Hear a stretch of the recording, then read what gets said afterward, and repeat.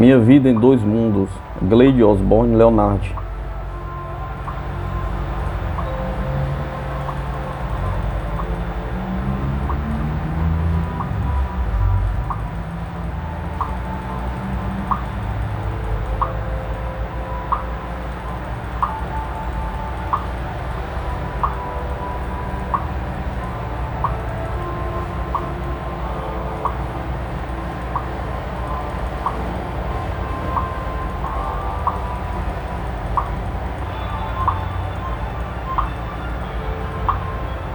Problema fermentando.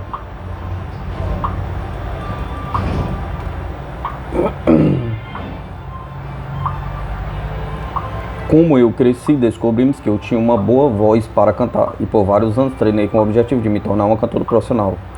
Eu estava prestes a entrar em um compromisso de trabalho lírico quando eu fiquei com difteria e fui levado para um hospital com febre. Uma das enfermeiras era espiritualista. Depois que saí do hospital, ela me convidou para ir à sua casa, onde eu participei da minha primeira sessão de mesa.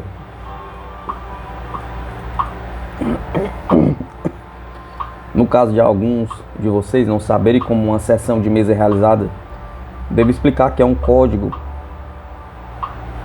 é organizado com o qual o comunicador do mundo espiritual pode soletrar mensagens pela inclinação da mesa ou bater sobre ela para cada letra do alfabeto. Nesta sessão foi-me dito que eu iria um dia ser uma médium e que eu estava contribuindo bem com o poder para a sessão naquela noite. Algumas pessoas muito probatórias foram dadas a mim. Algumas mensagens muito probatórias foram dadas a mim, referindo-se a pessoas e assuntos conhecidos meus, mas não dos outros da mesa. E eu fui embora pensando se havia uma possibilidade de eu recuperar a faculdade de ver as belas cenas que via quando criança. Na minha volta, eu reuni minha coragem e disse à minha mãe tudo o que tinha acontecido na casa da enfermeira. Ela ficou horrorizada e novamente começou a contar-me do terrível destino para que aconteceria se eu me envolvesse em tais coisas. Eu seria, como ela me informou, conduzido às drogas, à bebida ou à loucura. Ou talvez todas essas coisas combinadas. Meu senso de humor me fez pensar e observar que, como estavam sempre em um estado de dificuldades, era improvável que tivesse condições financeiras de adquirir tanto o ópio como a morfina ou a bebida, e que até o presente momento eu não tinha mostrado sinais de demência, e não vejo porque um assunto que me ajudou a ser feliz deveria me transformar em uma louca. Temo por ser bastante impertinente, mas agora eu cresci e não sou mais uma criança, e eu estava determinado a prosseguir com o tema do espiritismo sempre que houvesse oportunidade. Nesta época eu descobri que estava perdendo a minha voz devido à difteria, seguida da complicação na garganta. Comecei a participar de várias reuniões públicas para a clarividência e às vezes recebia mensagem dizendo que eu deveria desenvolver o poder psíquico.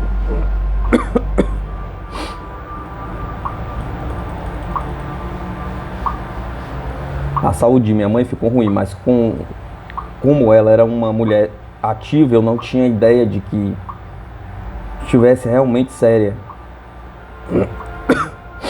Um dia, 18 de dezembro de 1906, fui passar a noite em uma cidade a 48 km de nossa casa. À noite eu acordei de repente com a sensação de algo incomum estava acontecendo. Eu olhei para cima e vi na minha frente, mais cerca de 1,5 metro acima do nível do meu corpo, uma mancha de luz grande e circular com cerca de 1 metro de diâmetro. Nesta luz vi minha mãe distintamente. Seu rosto parecia vários anos mais jovem do que eu tinha visto algumas horas antes. Um rubor rosa de saúde estava em seu rosto, seus olhos estavam claros e brilhantes, e um sorriso de felicidade absoluta estava em seus lábios. Ela olhou para baixo, fixando em mim por um momento, parecendo transferir-me um intenso sentimento de alívio e uma sensação de segurança e bem-estar. A visão desapareceu e eu estava acordado o tempo todo, muito consciente do que estava ao meu redor. Saltei da cama, acendi um fósforo e olhei para o relógio. Passava apenas alguns minutos depois das 2 horas da madrugada. Voltei para a cama e caí em um sono profundo e sem sonhos, despertando tarde da manhã seguinte para encontrar um telegrama de meu irmão dizendo: mamãe faleceu às 2 horas da manhã. Fiquei profundamente impressionado e estava convencido de que minha mãe tinha vindo a mim imediatamente depois de deixar o seu corpo físico para me deixar saber que ela ainda vivi, que tudo que eu tinha ouvido falar dos espíritos era verdade. que ela estava agora em um novo corpo, muito real e saudável, como um corpo que ela tinha há 20 anos, e que todos os seus sofrimentos e preocupações foram deixados para trás, com o seu envelope físico descartado.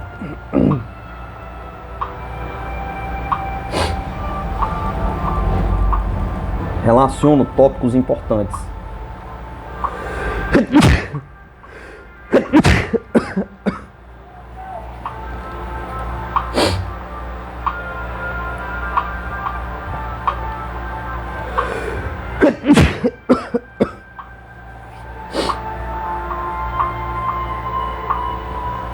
Conforme o tempo passava, a minha voz não melhorava, na verdade piorou. Eu achei que estava cada vez mais difícil controlar a língua e a faringe. Não podia ir de uma nota baixa para uma maior sem dificuldade. Alguns dias eu estava melhor, outros pior. Eu não poderia depender disso, então tomei parte em peças em que eu não fosse chamado para cantar. Finalmente, logo após a morte de mamãe, conheci meu marido. De uma forma estranha, me falaram que falarei em um capítulo posterior, e descobri que, afinal, havia alguém que era solidário com o espiritismo. Ele não sabia nada sobre isso.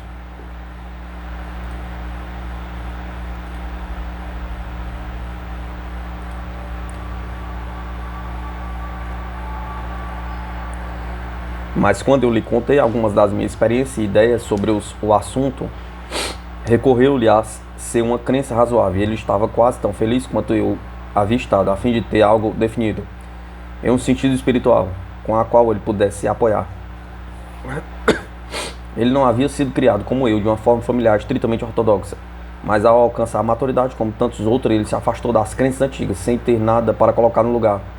Agora eu sempre acredito que temos de usar nossa força de vontade e percepção para um melhor de nossa capacidade, a fim de lidar adequadamente com o cotidiano da vida na Terra. Eu não admitira que fôssemos, de algum modo, fantoches ou ferramentas dos guias superiores, ou de algo misterioso chamado sorte ou destino. Mas olhando para trás nesses dias sobre os quais eu estava lhe contando, eu posso ver claramente que alguém ou alguma coisa estava certamente me dirigindo e moldando o meu caminho. Nos anos posteriores, os meus amigos espirituais muitas vezes me disseram que eles foram gentilmente me guiando em determinadas direções, mas que eles nunca estão autorizados a forçar ou coagir ninguém, mas apenas a ajudar a escolher o melhor caminho. Eu muitas vezes conscientemente atravessava os eventos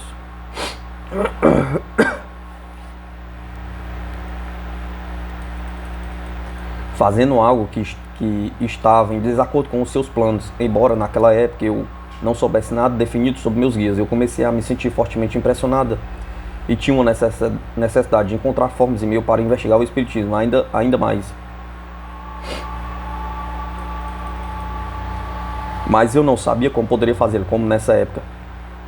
A saúde do meu marido começou a dar-nos alguma ansiedade, e particularmente afetando sua garganta, o que para um ator foi muito infeliz. Eu sabia que não haveria possibilidade de realizar meu desejo de saber mais sobre o outro lado se saíssemos em turnê e nos movêssemos de um lugar para o outro a cada semana.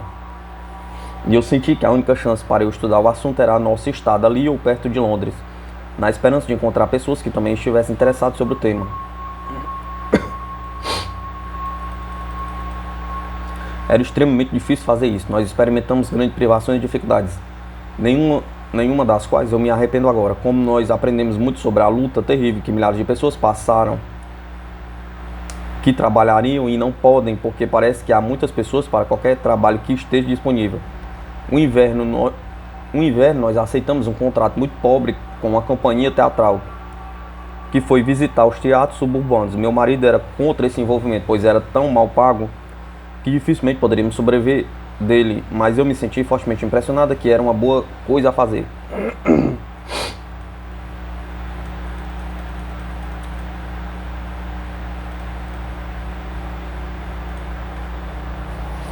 Durante os ensaios, a minha atenção foi atraída para duas moças que depois soube eram irmãs, e apesar de eu não ter encontrado nenhuma oportunidade de falar com elas, por vários dias encontrei-me continuamente desejando que eu pudesse fazê-lo, mas Elas também olharam para mim como se estivessem tão interessadas por mim quanto eu estava nelas. Nenhuma oportunidade veio até a primeira apresentação, que era uma matinê. Descobri que um camarim havia sido alugado para nós três, as duas irmãs e eu, e fui até o teatro mais cedo. E vi que as irmãs já estavam lá, organizando seus vestidos e maquiagem. Assim que entrei no quarto, que era feio e um lugar enorme, em um teatro antigo, grande, me dei conta da mais amigável e agradável atmosfera. Era como se o quarto empoeirado e que não era convidativo estivesse preenchido com luz e calor. Eu disse boa tarde, as mesmas palavras que eu tinha falado com elas. Boa tarde, disse a irmã mais velha, voltando de sua troca de roupas e dando alguns passos deliberadamente em minha direção. Você está interessado no espiritismo? Engoli em seco, me aproximei e simplesmente disse: sim, você está. Sim, vamos tentar experimentar juntas, você e eu e minha irmã. Sim, eu respondi, sentindo como se eu estivesse em um sonho, falando e me movendo automaticamente, meio que percebendo que algo de grande importância para o meu futuro estava ocorrendo, mas sem ter nenhuma ideia de como era importante.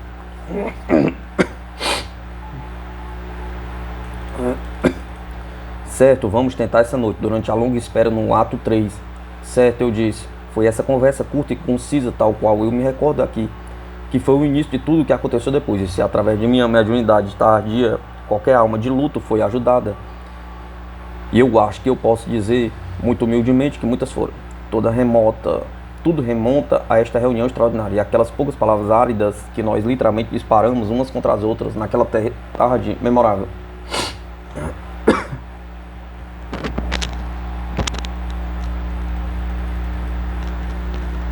Entre a matinê e a apresentação da noite, tomamos chá juntas e falamos como pessoas que se conhecessem todas as suas vidas, embora depois descobrisse que as irmãs eram geralmente muito reticentes e reservadas. Disseram-me que tinham ficado interessados nesse assunto através de um amigo de quem haviam se separado por algum tempo.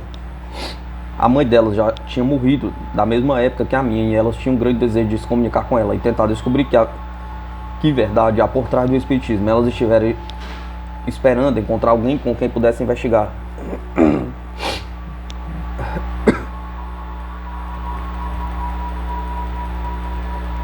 Assim como eu estive, elas chamalieias de Florência e Nele sugeriram que deveríamos começar nos sentando em volta de uma pequena mesa, do jeito que seu amigo espiritual havia dito a elas como fazer. E eu também tinha tido uma experiência na casa da enfermeira. Depois que eu saí do estado febril do hospital, meu marido adquiriu uma pequena mesa para nós.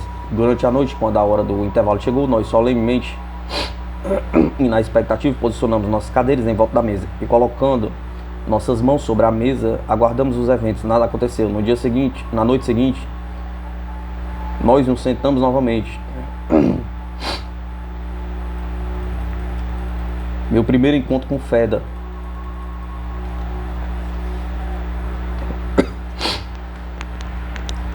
Ainda não aconteceu nada. A mesa se comportou como faz normalmente qualquer mesa comum, permanecendo parada e sem vida. Destemidas, nós nos sentamos 26 vezes, sempre à noite, mas sem resultado. Na 27ª noite, Nelly ficou desanimada e se recusou a sentar-se. Ela disse: não há nada nela, é evidente que as mesas não se movem, a menos que alguém as mova. Ela pegou um livro e sentou-se sozinha no outro extremo da sala. Florência e eu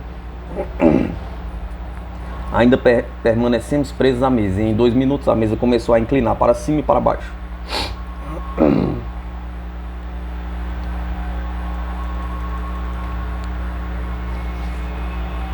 Radiante, expliquei como o alfabeto era usado, e logo a mão de Florence e eu estávamos soletrando as mensagens evidenciais. Nele implorou para ser autorizado a voltar. A permissão foi dada e o seu retorno não fez nenhuma diferença. A mesa continuou a se mover. Mais tarde soubemos que tinha havido a princípio muita força psíquica conosco. O poder misterioso era muito forte para começar. Posteriormente não parecia importar.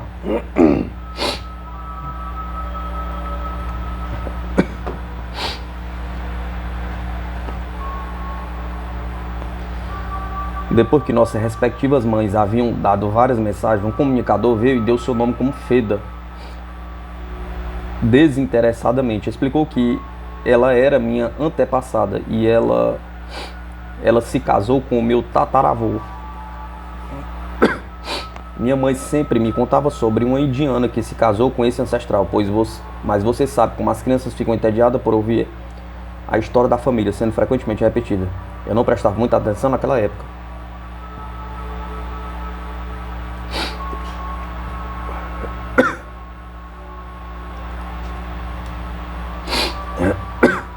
Depois de se casar com essa menina nativa, meu tataravô William Hamilton não era popular na Índia e ele fez arranjos para trazer Feda para a Inglaterra. Na véspera da partida para casa, ele deu à luz a um filho e morreu. Ela deu à luz a um filho e morreu. Ela tinha então apenas 13 anos de idade. Isso foi por volta de 1800. Feda me disse, soletrando as palavras, com o auxílio da mesa, que estava zelando por mim desde que eu nasci.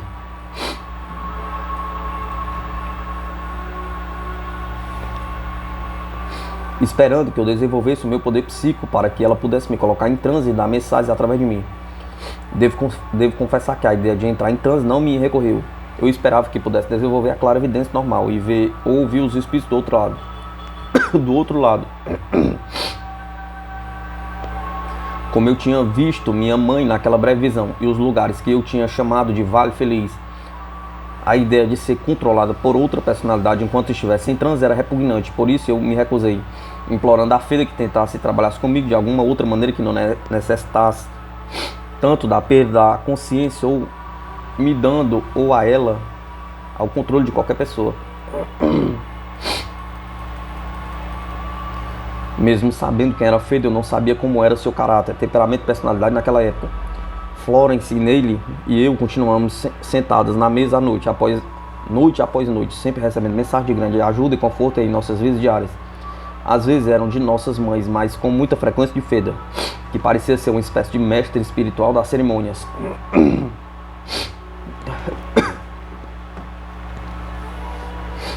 Ocasionalmente fomos convidados por Feda para fornecer uma mesa mais pesada, para que ela pudesse mostrar sua força. Nós tentamos todos os tipos, até mesmo uma mesa de carvalho pesada com pernas semelhantes às de um piano.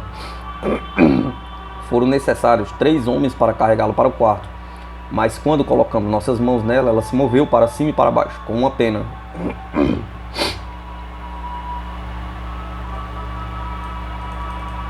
As paredes do quarto onde ficávamos sentados foram caiadas de branco. Nós sempre sentávamos abaixo de uma luz boa, mas ligeiramente moderada. E nas paredes brancas muitas vezes víamos as formas de Feda e nossos outros amigos espirituais em silhuetas bem distintas, como sombras claramente cortadas que se mostraram perfeitamente contra o fundo claro. Esta foi uma forma interessante de fenômenos que eu nunca havia testemunhado desde então. Durante vários meses nós vivemos em comunicação feliz com aqueles que amamos do outro lado. Todas as nossas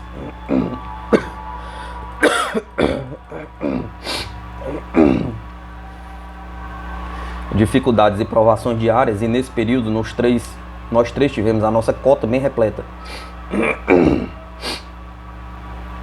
Foram iluminados pelo conhecimento de que aqueles a quem nós pensávamos que estivessem perdidos para nós estavam muito perto e podiam ver, ouvir, nos ajudar. A própria natureza de prova de muitas mensagens nos provou isso. Eu não posso dizer o que significou para mim. As provas dadas nos foram tão esmagadoras, embora possam ter sido colocadas na categoria de triviais por algumas pessoas críticas. Eu acho que Feda e os outros amigos propositalmente escolheram testes simples para que pudesse verificá-los facilmente, e fomos sempre capazes de fazê-los.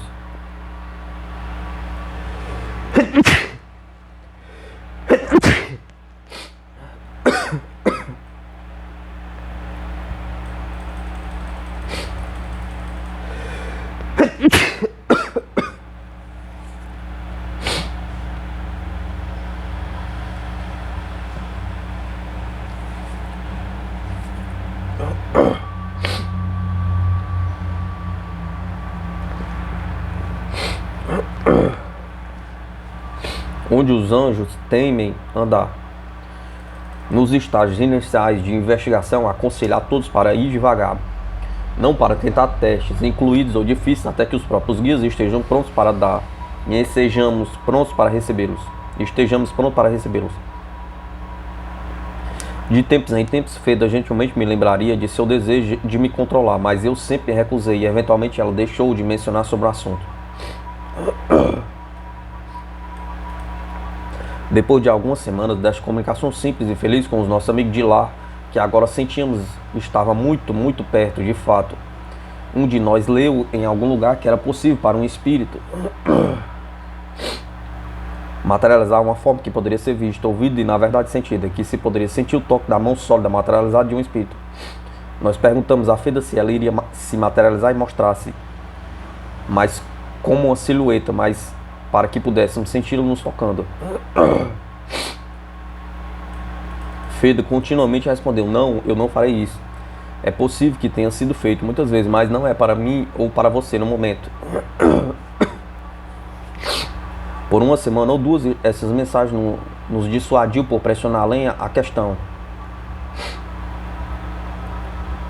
Será que tínhamos esquecido completamente? Então devemos nos ter salvado de uma experiência aterradora, sobre a qual eu vou lhe dizer, para ilustrar um dos perigos para os que tentam investigar muito profundamente questões em que os seus amigos espirituais podem não estar preparados ou qualificados para ajudá-los.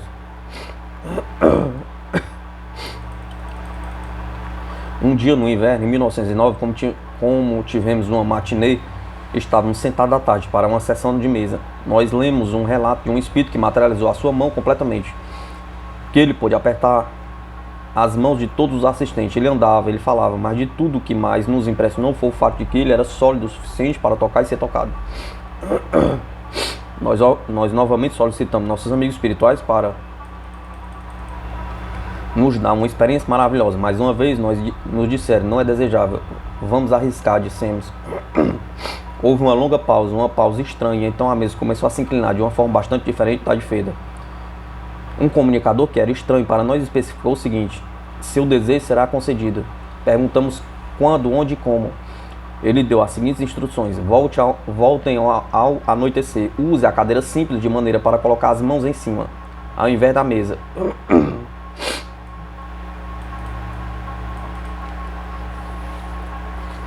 Ajoelhou-se no chão em vez de sentar nas cadeiras.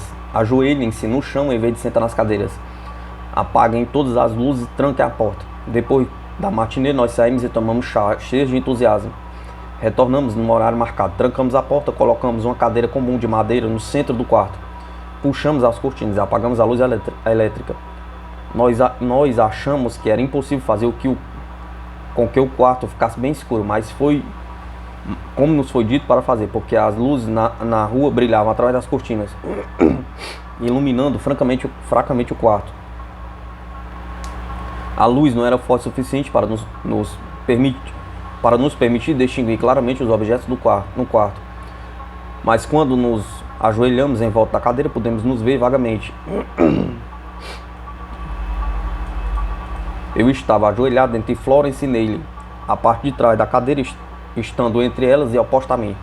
Nele estava à minha esquerda, Florence à minha direita. Nele estava usando uma blusa branca e eu estava em linha direta com a janela. Por isso eu pude vê-la mais distintamente do que qualquer outra coisa no quarto.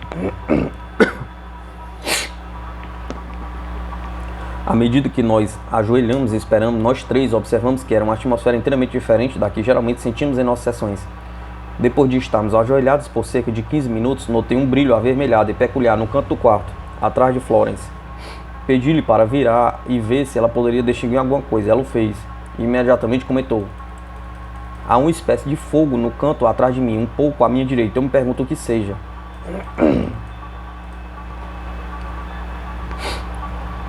Nele viu o brilho ao mesmo tempo, então distintamente vimos uma letra D formada no centro dele. Intrigados, perguntamos o que queria dizer. A cadeira começou a se inclinar e soletrar morte neste quarto. Será que letra maiúscula D significa morte, então? Perguntamos. Não, o nome de homem em breve. Foi a resposta. Nós não estamos muito interessadas nisto não estávamos muito interessadas nisto naquele momento, mas é um fato que na segunda-feira seguinte, um homem cujo nome começava com a letra D morrera de repente naquele quarto. Ele era totalmente estranho para nós, de modo que a mensagem não tinha nenhum significado pessoal para nós. Provavelmente ele estivesse doente na época em que sentamos ali. E os espíritos sabiam que estava fadado a terminar fatalmente, e queriam nos mostrar que sabiam de coisas que eram desconhecidas para nós, mesmo que muitas vezes eles não são permitidos a nos contar nada sobre eles.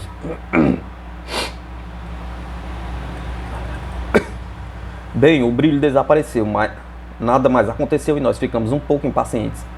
Isto é tudo? Perguntamos. Não podemos sentir algo como você prometeu que deveria ser? Muito bem, foi a resposta. Permaneçam imóveis. Nossos joelhos doíam com o chão duro. Nós nos mexemos. Comecei a sentir uma sensação bastante desinteressante. Então, de repente, me dei conta de algo que estava entre nele e eu. Eu não vi nem ouvi nada neste momento, mas o ar perto de mim parecia preenchido por algo desagradável.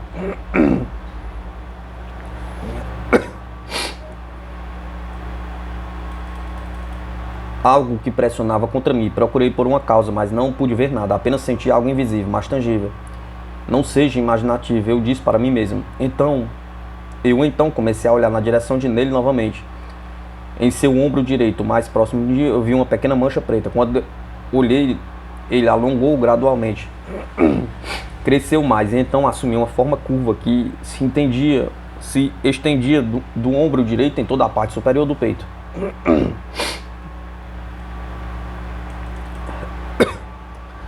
Só então a luz através da escuridão tornou-se um pouco mais forte e a linha que atravessava nele cresceu mais evidente. Então eu vi que não era uma sombra ou marca, mas um braço. Não como um braço seu ou meu, mas um muito mais longo, mais fino, de cor escura e coberto com pelos. Eu me perguntei se deveria dizer a nele o que eu podia ver. Como eu hesitei, eu vi o braço movendo em direção ao seu pescoço. Fiquei agitada. Eu ainda estava ansiosa para não assustar nele. Por isso fiz um esforço para falar tranquilo e naturalmente com ela. Eu não consegui mais do que nele quando ela pulou com um grito agudo, derrubou a cadeira e empurrou-nos para um lado. E correu às cegas para a porta, a qual ela sacudiu violentamente, esquecendo-se, por causa de seu terror, que havia sido trancada.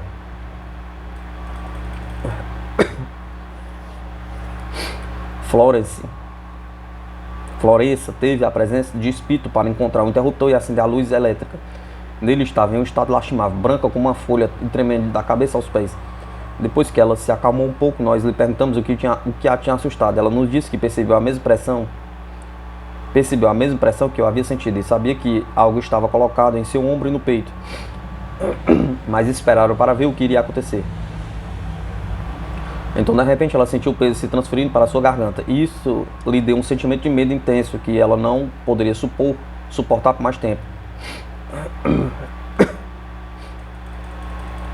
Seus nervos cederam e ela correu para a porta. Seu único pensamento coerente foi o de escapar de tudo que havia ali tocado. Nós conversamos sobre as coisas com calma e sensatez e chegamos à conclusão de que aprendemos bem a lição, pois tínhamos sido avisadas. Em um estado de espírito muito humilde, nós voltamos para a sessão de segunda-feira seguinte, muito castigadas em espírito, e nos perguntamos se devíamos ser perdoados por nossa crueldade perigosa, que tinha trazido uma experiência muito assustadora, e estávamos muito felizes em pensar que íamos entrar em contato novamente com os espíritos que conhecemos e confiávamos.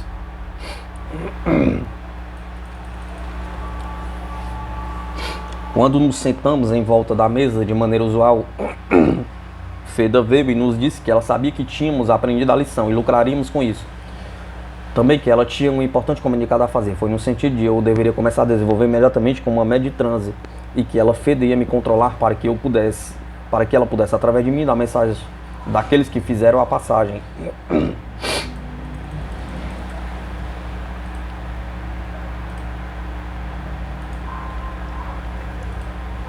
Nesse momento eu senti que eu realmente conhecia bem Feda e a amava e confiava nela como eu tivesse sido capaz de confiar em pouquíssimas pessoas na Terra que parecia absurda e ingrata em persistir em negar-lhe a oportunidade de realizar o trabalho que desejava fazer, simplesmente por causa de um preconceito pessoal, que era provavelmente sem qualquer fundamento real.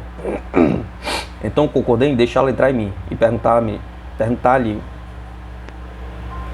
perguntei-lhe o que poderia fazer para ajudá-la. Ela só me disse para sentar-se com 2 ou 3 amigos em volta de uma mesa e que eu deveria mais tarde entrar em transe com bastante facilidade e naturalidade.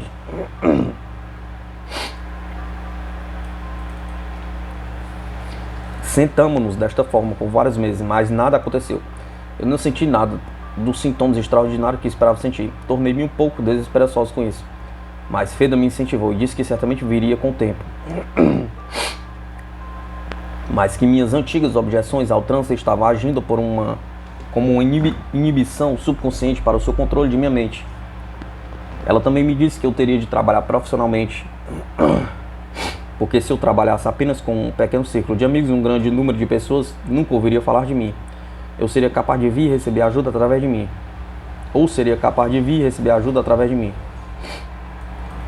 Eu disse a Feda que não gostaria de ser paga para ajudar as pessoas desta forma. Ela me lembrou que os clérigos e os médicos eram pagos para ajudar as pessoas e que eu tinha que dar todo o meu tempo ao seu trabalho, não apenas às horas excedentes, que eu poderia dispensar de outras funções, quando eu pudesse estar cansado e praticamente inútil para ela.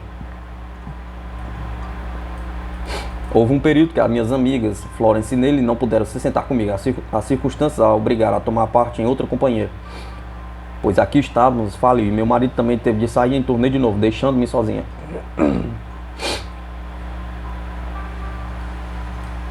Os fios são atraídos mais fortemente.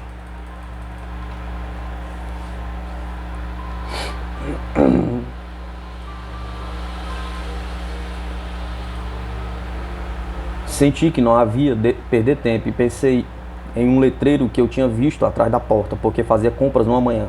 Esse letreiro indicava que as reuniões, palestras e círculos de espírito foram realizadas em algumas noites. Então eu entrei e vi um homem que era responsável pelo pequeno edifício e perguntei-lhe se ele sabia a respeito de um círculo espírita em atividade. Ele me disse que havia um toda terça-feira, às 8 horas da noite. Depois lhe contei sobre o meu desejo de desenvolver. Ele sugeriu que eu poderia participar da próxima reunião.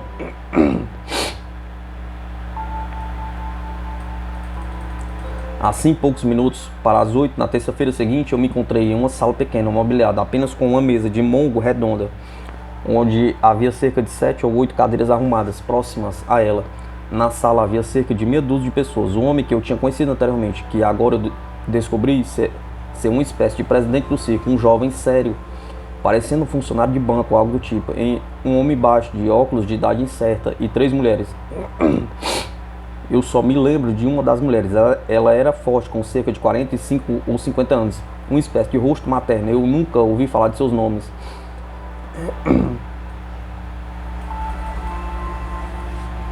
E não lembro se eu dei-lhes o meu, mas que me acolheram em seu ciclo de uma forma bem amigável. Havia uma atmosfera de companheirismo simples e gentil, e eu me senti à vontade imediatamente.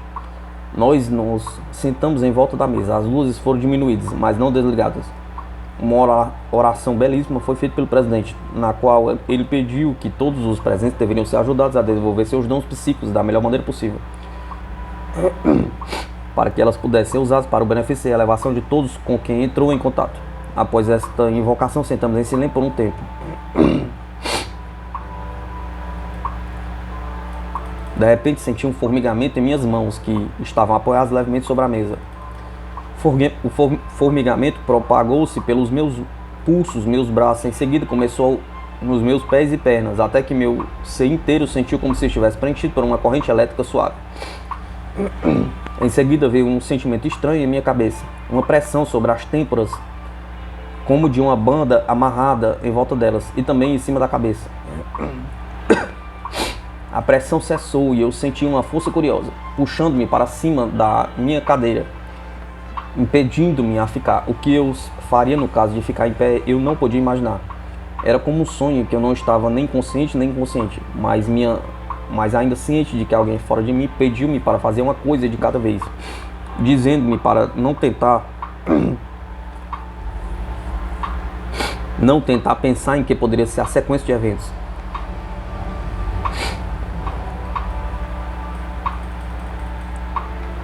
Fui preparado até os meus pés por esse estranho poder magnético que parecia operar logo acima da minha cabeça. Minha boca se abriu, um som emitido pelos meus lábios. O que era, eu não sabia, pois naquele momento o presidente tocou-me na mão, dizendo: "Tudo bem, amiga, não se preocupe. Você vai ser capaz de falar em um instante." Ele abordava o espírito que ele sabia que estava tentando me controlar, mas eu estupidamente pensei que ele estivesse falando comigo. Isso e o toque na minha mão quebraram o encanto.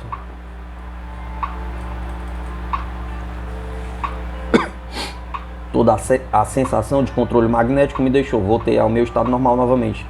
E apressadamente sentei-me na minha cadeira, sentindo que eu tinha me passado por uma situação ridícula sem propósito. De repente, o jovem sério que estava sentado ao meu lado direito começou a tremer violentamente. Ele balançou como se estivesse com calafrios. Eu pude ver que ele estava começando a sentir o mesmo impulso de levantar-se, igual ao que eu tinha tido. Depois de alguns momentos, ele se pôs de pé. Seu rumo inteiro foi alterado. Uma beleza extraordinária e digna rastejou sobre suas características comuns. Literalmente não o teria reconhecido como sendo o mesmo indivíduo que tinha sentado à mesa 5 minutos antes.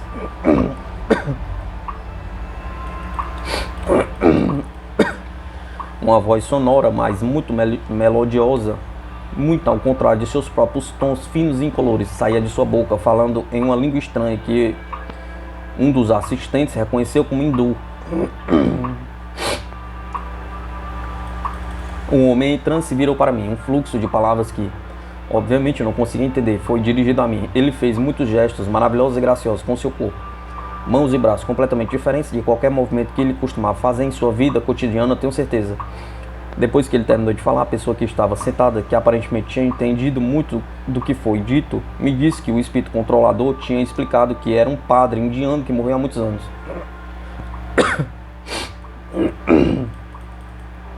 E que tinha tentado em vão por um longo tempo controlar o jovem. Ele disse que eu e meu provável controlador tínhamos muita energia e que quando a tentativa de me controlar foi interrompida pela grande quantidade de força psíquica, em torno de mim foi desviada e dirigida pelos guias em direção a ele.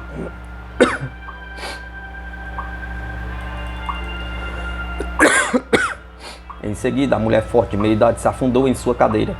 Seu corpo parecia encolher a metade de seu tamanho. Seu rosto perdeu suas linhas e tomou a forma e as curvas de uma criança. Passando pouco a pouco dos lábios deste corpo sensato e maternal veio a voz de uma menininha. Ela abordou vários dos assistentes, descrevendo vários espíritos que estavam presentes. Então ela se virou para mim. Você tem um poder, você tem um trabalho a fazer, mas não está preparado para fazer este trabalho da forma como seus guias desejam que você faça. Senti-me culpada nas minhas objeções em ser uma médica profissional. Você deve fazer este trabalho amanhã. Você receberá uma carta. Grande aflição vem nela. Um momento muito conturbado e difícil vem a seguir, mas quando você estiver preparado para fazer o que for exigido de você, tudo estará bem. A carta vem de um lugar muito distante. Eu não poderia pensar em qual problema imediato que estava provavelmente para acontecer comigo, então a mensagem não me impressionou muito naquele momento. Na manhã seguinte, imediatamente após acordar, abri algumas cartas. A primeira que li foi a do meu marido, dizendo que ele havia perdido sua posição não por culpa própria, mas por uma combinação de circunstâncias infelizes que tinham surgido muito inesperadamente, e que ele está voltando para Londres em breve. Todos os nossos planos foram prejudicados. Deslocamos-nos para um lugar longe de Florence Neely. Tudo deu errado, a saúde do meu marido ficou pior, sua voz também. Foi um período de muita privação, durante a qual fizemos todo tipo de trabalho manual pesado que pudesse ser arranjado. Embora fosse difícil fazê-lo sentir que a todo custo eu devia permanecer em Londres, na esperança de que Florence Neely e eu pudéssemos nos encontrar de novo. Então, quando meu marido aceitou a oferta de uma ocupação especial quinzenal nas províncias, eu permaneci na cidade. Porque eu tive uma premonição muito forte de que algo de importante iria acontecer enquanto meu marido estivesse ausente.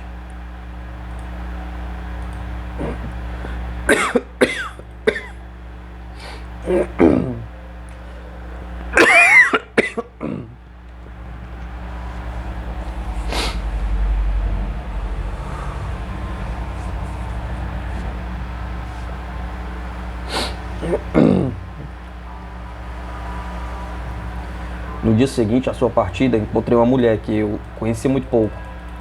E ela me perguntou se eu conhecia alguém que pudesse ser coadjuvante a um show enorme e espetacular, que acabara de ser colocado em cartaz em um teatro. na extremidade ocidental. Tive um sentimento curioso que deveria sugerir a mim mesma. Ela disse: bem, eu não pensei que você aceitaria o contrato, mas eu senti que deveria mencionar a você. Ela me deu todas as indicações, horários dos ensaios para o dia seguinte, etc. Quando cheguei a casa, para minha surpresa, havia uma carta de Neile, de quem não tinha ouvido falar há muito tempo. Ela falou sobre essa mesma produção, dizendo que ela havia sido contratada e já havia sugerido meu nome para o produtor e me pedido para ir ao teatro ao mesmo horário que eu já tinha arranjado para estar lá. Fiquei muito feliz com a ideia de trabalhar com ele novamente, embora triste porque Florence não estava lá. Cheguei ao teatro na manhã seguinte, encontrei nele e fui contratada pelo produtor. Enquanto esperava para vê-la, eu estava ouvindo casualmente as desenhos de atores e atrizes que esperavam, conversando.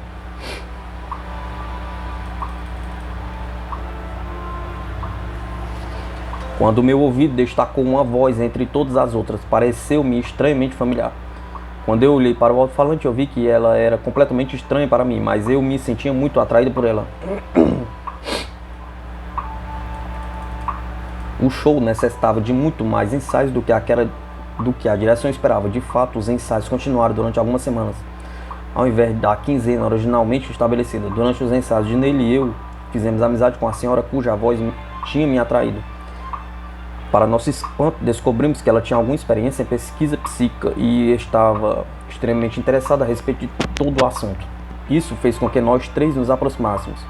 Dissemos a ela: vou chamá-la de Agnes, sobre nossas sessões de mesa. E como Feda disse que iria me controlar e que eu tinha finalmente concordado em deixá-la fazer isso, mas ela não tinha sido capaz de fazê-la, Agnes sugeriu que deveríamos tentar de novo. Embora parecesse impossível em tais condições, e ver se Feda poderia entrar em mim.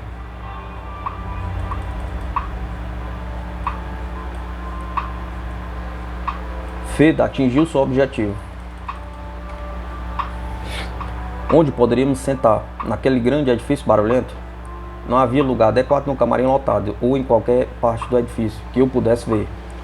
Devo dizer-lhe que em nossas sessões iniciais, Florence, Neile e eu sempre tivemos a sorte de termos nosso próprio espaço e costumávamos fazer as condições tão harmoniosas quanto podíamos, sem discutirmos assuntos desagradáveis ou mundanos antes de nossa sessão, e cantando suavemente os hinos que pareciam ser adequados ao nosso propósito. Feda sempre escolhia Fica Comigo. Frequentemente o cantavam várias vezes durante a noite, com relação às palavras: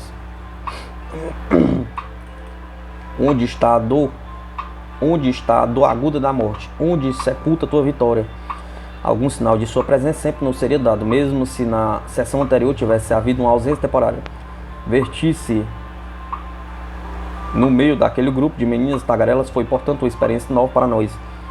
E todas as três concordávamos que era impossível tentar ter um lugar reservado lá.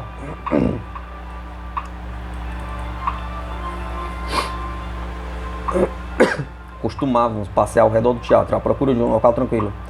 Parecia impossível até uma noite em que descobrimos uma escada muito íngreme e estreita que conduzia para baixo do palco. Descemos, embora na verdade nós não tínhamos permissão de fazê-lo, e nos encontramos em um grande lugar deserto. Entre todos os diferentes motores e máquinas que foram usados para a iluminação, aquecimento e outros propósitos do teatro, nenhuma alma à vista, e as paredes e tetos eram tão grossos que quase não podíamos ouvir som algum, exceto o baque abafado dos motores. Encontramos um campo limpo que parecia um verdadeiro paraíso de paz, depois de todo o ruído e vibração lá de cima. Meu marido, que tinha retornado das províncias e felizmente foi contratado para a produção, pouco antes de sua inauguração, arranjou uma mesa e 3 cadeiras de Windsor para nós. Nós a levamos para baixo com todo o sigilo, esperando desesperadamente que não fôssemos descobertas. Entre as 9 e 10 horas tivemos um intervalo, portanto decidimos sentar-nos todas as noites naquele horário. Fizemos isso e tivemos o prazer quando Feda soletrou mensagem através da mesa em seu antigo estilo familiar. Ela me lembrou que ia me controlar tão logo fosse possível e disse que Agnes, Neile e eu tínhamos sido guiados para aquele teatro, de modo que pudéssemos sentar e investigar juntas.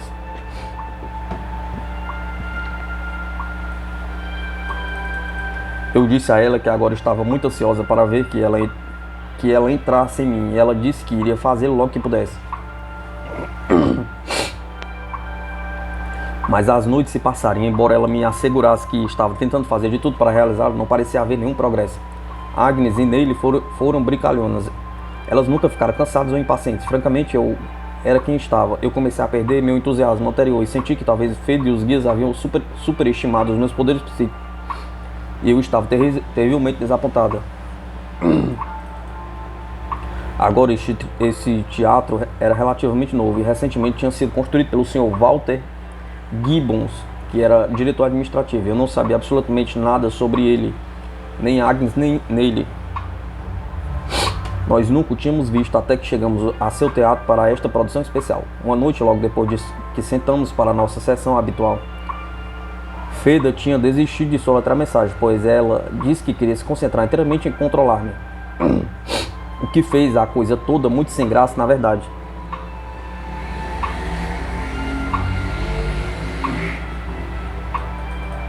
Percebemos que o Sr. Walter, a quem tínhamos acabado de conhecer de vista, havia descido para a sala de máquinas e estava andando de um lado para o outro, com as mãos para trás. Nós tínhamos descido um pouco mais cedo do que o habitual, por isso simplesmente sentamos-nos quietas como ratos, na esperança de que ele não iria perceber-nos na escuridão. Ele olhou em nossa direção de forma casual, mas não peremptoriamente. Pediu-nos para clarear, como certamente esperávamos que ele fizesse.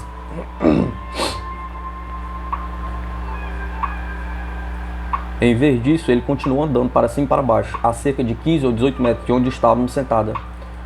Nós pensamos, será que ele nunca vai? E enquanto esperava, eu recaí em um estado anormal de sonolência e me senti mais pessimista do que nunca sobre minhas possibilidades psíquicas. O sentimento sonolento e cansativo aumentou. Eu pensei preguiçosamente, hoje está mais escuro do que o habitual, estou sonolenta, não vão notar se eu dormi um pouco. Eu adormeci e acordei. Pareceu-me como se eu estivesse adormecido por alguns meses ou por algumas horas.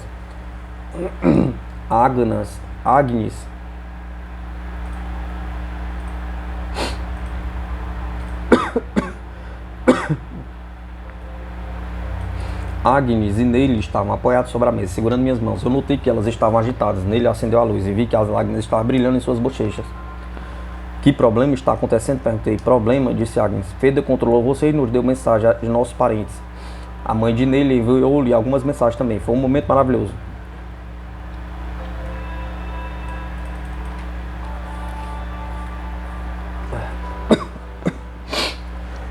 Disseram-me muitas coisas probatórias que foram dadas sobre assuntos dos quais eu não sabia de nada, e ainda eu mal podia acreditar que era verdade. Eu me senti muito confusa e cansada para entrar no espírito de alegria e maravilha que Agnes sentia. A sensação de cansaço logo passou. No entanto, eu comecei a me sentir muito feliz de fato que Feda finalmente tinha conseguido falar através de meus lábios.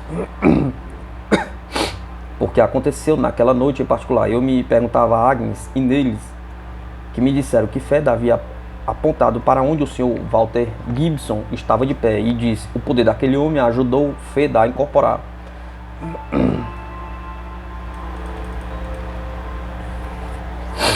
Vários anos depois, quando eu estava realizando a minha mediunidade profissionalmente, o Sr. Walter Gibbons foi enviado para mim de uma forma muito indireta, rotunda, de forma anônima. Foi durante a guerra e ele estava de uniforme militar e parecia tão diferente do homem em traje de noite que tinha andado na penumbra da sala de máquinas que eu nunca suspeitava de sua identidade por um momento, mas ao entrar em minha sala de estar para cumprimentá-lo, eu experimentei uma sensação extraordinária de poder. Na verdade, era tão forte que eu mal podia falar com ele. E senti como se eu tivesse entrado em contato com uma força enorme. Eu mecanicamente fui até a janela para ajustar as cortinas, perguntando como eu iria me recompor, a fim de sentar-se com um homem que possuía tal irresistível poder. No entanto, eu fiz e imediatamente Feda incorporou. Disse-lhe o que tinha acontecido em seu teatro, como ela o havia influenciado a descer as escadas a fim de que ele pudesse extrair algum poder dele, de modo a ser capaz de entrar em mim. Primeiramente, ela não poderia se lembrar de nada sobre o episódio. Ele não poderia se lembrar de nada do episódio, mas depois lembrou a coisa toda.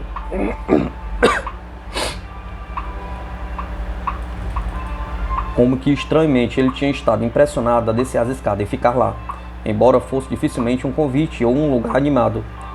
E como ele tinha visto 3 moças sentadas em uma mesinha, calmo e vagamente se perguntou o que elas estavam fazendo, mas sem a menor inclinação para interferir com elas ou dizer-lhe o que não tinha nada de interesse delas lá embaixo.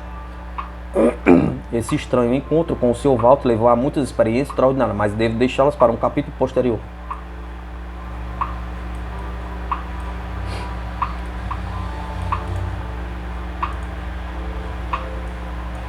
Minha vida em dois mundos, Gladys Osborne Leonard.